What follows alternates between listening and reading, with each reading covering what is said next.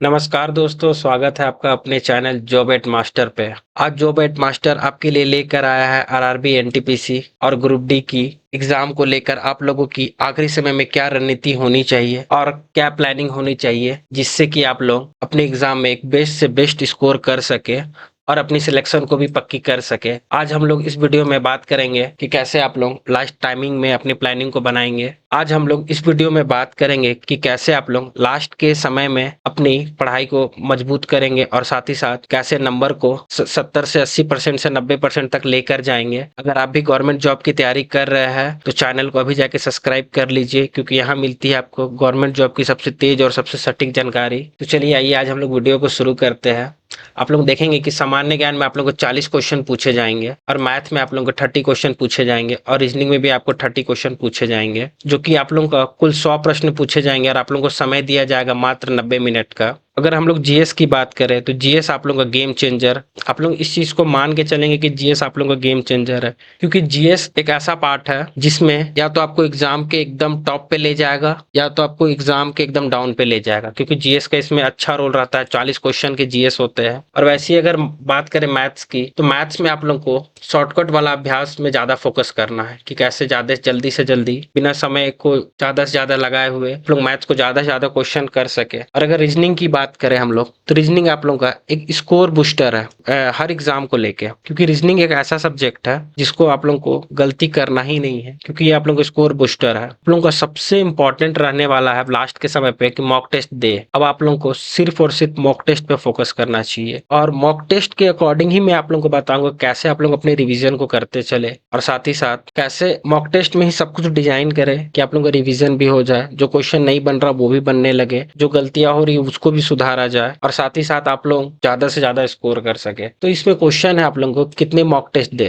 अगर mock test की बात करें तो आप लोग हर दिन कम से कम एक मॉक टेस्ट जरूर देना है और साथ ही साथ एनालिसिस भी करना है। और अगर मॉक टेस्ट देने का सही समय की अगर हम लोग बात करें तो आप लोगों को जो सबसे बेस्ट समय है ना मॉक टेस्ट देने का, सुबह 10 बजे से 12 बजे तक ही है, और या फिर 1 से 4 बजे तक। क्योंकि ये समय मैंने इसलिए डिसाइड किया है क्योंकि आप लोगों का जो एग्जाम होता है आप लोगों को इसी समय के आसपास में होता है। अगर आप लोगों का इसी समय में आदत बना रहेगा मॉक टेस्ट देने का, उस टाइम को, उस प्रेशर को फेस करने का, तो आप लोग एग्जाम में भी ज्यादा प्रेशराइज नहीं होइएगा और अच्छे से अपने एग्जाम को दीजिएगा। इसलिए अभी आप लोगों को मॉक टेस्ट देने का टाइम को भी सही करना बहुत ज्यादा जरूरी है। आज हम लोग सबसे इंपॉर्टेंट पे बात करते हैं मॉक टेस्ट देने के बाद एनालिसिस का रोल, क्योंकि एनालिसिस एक ऐसा पार्ट है जिसे आप लोग अगर नहीं करते हैं तो मॉक टेस्ट देने का कोई फायदा नहीं होगा, क्योंकि एनालिसिस आपको बताता है कि कितना आपका गलती हुआ, किस क्वेश्चन छूटा। तो आप लोग एनालिसिस में सबसे ज्यादा फोकस करेंगे। अगर हम लोग बात करें एनालिसिस, तो एनालिसिस जो आप लोग को है ना, 1 से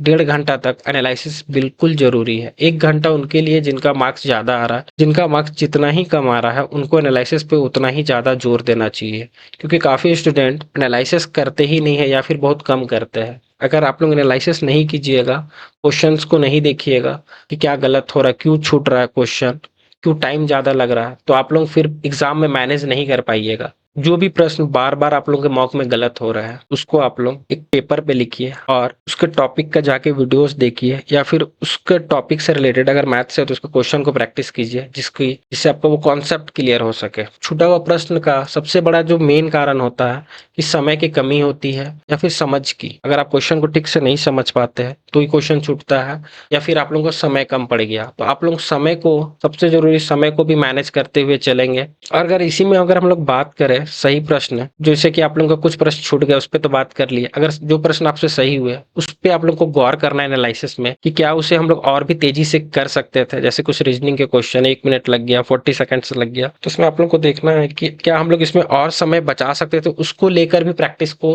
जारी रखना है। ठीक है, टॉपिक वाइज आप लोग स्कोर को देखेंगे, जैसे कि किस टॉपिक में कितना स्कोर आ रहा है। सपोज दैट आप लोग समझ सकते हैं कि अगर करंट अफेयर एक टॉपिक है, उससे आप लोग 2 क्वेश्चन आ रहा, 8 क्वेश्चन आ रहा, कितना स्कोर कर पा रहे हैं उस टॉपिक को। अगर आप लोग का कमजोर है तो उसे कॉपी में नोट डाउन करेंगे और उसको अच्छे से फिर प्रिपरेशन करके बुक से या फिर वीडियोस से देख के उसे अगले दिन मॉक में देखेंगे कि फिर से वो टॉपिक में गलती ना हो। और सबसे आखिरी में अगर हम लोग बात करें तो आप लोगों को हफ्ते में कम से कम 2 बार प्रीवियस ईयर क्वेश्चन का फुल मॉक टेस्ट देना है। प्रीवियस ईयर क्वेश्चन का फुल मॉक टेस्ट देने के लिए मैं इसलिए कह रहा हूँ क्योंकि इससे आप लोगों को आइडिया लगेगा कि क्वेश्चन किस टाइप से आरआरबी एनटीपीसी और ग्रुप डी में पूछे जाते हैं। ऐसा तो नहीं कि मैं कहीं और ही पढ़ते जा रहा हूँ और क्वेश्चन कहीं और से ही आ रहा है, ठीक है। इसीलिए आपको हफ्ते में 2 बार प्रीवियस ईयर मॉक टेस्ट देना जरूर है, और आप लोग हर हफ्ते के मॉक टेस्ट में जो आप लोग मॉक टेस्ट दिए हैं उसके एनालिसिस से आप लोग टॉपिक जो आप लोगों का कमजोर टॉपिक है उसको एक जगह नोट डाउन करते हुए चलेंगे, जिससे कि आप लोग खुद भी देख पाएंगे कि आप लोगों का किस टॉपिक में कमांड कम है और किस टॉपिक में कमांड ज्यादा है। और रविवार को सप्ताह में 1 दिन करते हुए चलेंगे, और रविवार को आप लोग क्या करेंगे, इसे पूरे जो 1 सप्ताह जो आप लोग मॉक दिए है एनालिसिस की अपने कॉपी पे नोट डाउन करते हुए चले, उससे पूरा प्रैक्टिस करेंगे, क्योंकि उस दिन आप लोग थोड़ा अपने आप को बस प्रैक्टिस में लगाएंगे, ज्यादा से ज्यादा सिर्फ प्रैक्टिस। आप लोग ऐसा भी कर सकते हैं कि रविवार को मॉक नहीं दे, छोड़ दे, उस दिन सिर्फ जो 6 दिन आप लोग मॉक दिए उसका बस प्रैक्टिस करें और फिर मंडे से रेगुलरली चालू रखें। उम्मीद है ये वीडियो आपको पसंद आया होगा और आप लोगों को अच्छे तरीके से समझ भी आ गया होगा कि लास्ट टाइम पे स्ट्रैटेजी क्या होनी चाहिए। सिर्फ और सिर्फ आप लोगों को मॉक टेस्ट पे ध्यान देना है, और मॉक टेस्ट के अकॉर्डिंग जैसे मैंने आपको बताया कि उसी में आप लोगों को रिवीजन और साथ ही साथ गलत क्वेश्चंस की प्रैक्टिस और कमजोर टॉपिक को नोट डाउन करके समझते हुए चलना है, जिससे आपका मॉक में ज्यादा नंबर आएगा, और जितना ज्यादा नंबर मॉक में आएगा उतना ही नंबर आपका एग्जाम में आएगा। ये बात को आप लोग ध्यान रखेंगे। तो वीडियो आप लोगों को काफी ज्यादा अच्छा लगा होगा। अगर आप लोगों को वीडियो पसंद आया है तो चैनल को लाइक करें, साथ ही साथ चैनल को सब्सक्राइब भी करें। मिलते हैं आपसे अगली वीडियो में कुछ नई जानकारी के साथ। तब तक के लिए आप लोग पढ़ते रहिए और बढ़ते रहिए। जय हिंद।